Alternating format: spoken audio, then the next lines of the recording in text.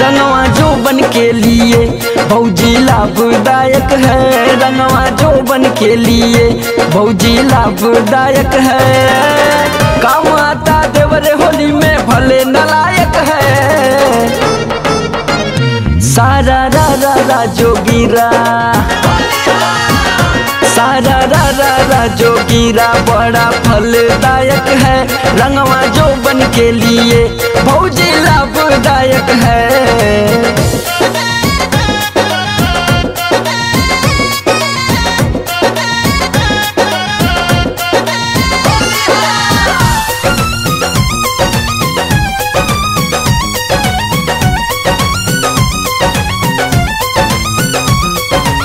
देवरन से हंस हंस के जवन भौजी रंग डलवावे। 9 महीना बाद भौजी जुड़वा लाल खिलावे।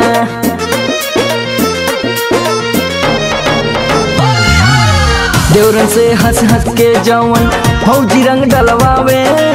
9 महीना बाद भौजी जुड़वा लाल खिलावे।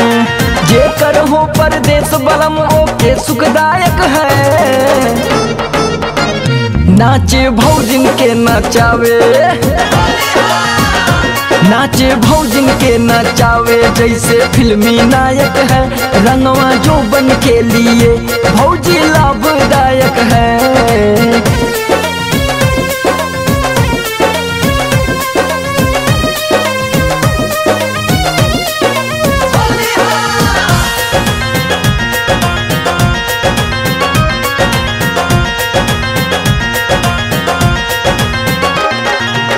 जौन भौजी होली में देवरन के खूब गरिया में, उन्हन के सैया पी पी के रात भर निहुरावे।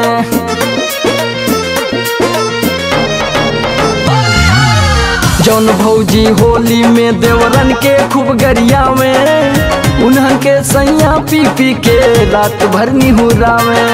आशीष प्रीतम डालो भौजी भले विधायक है।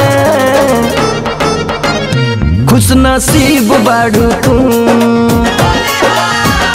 खुश नसीब बाड़ू भौजी देवरा समर गायक है। रंगवा जोबन के लिए भौजी लाभदायक है।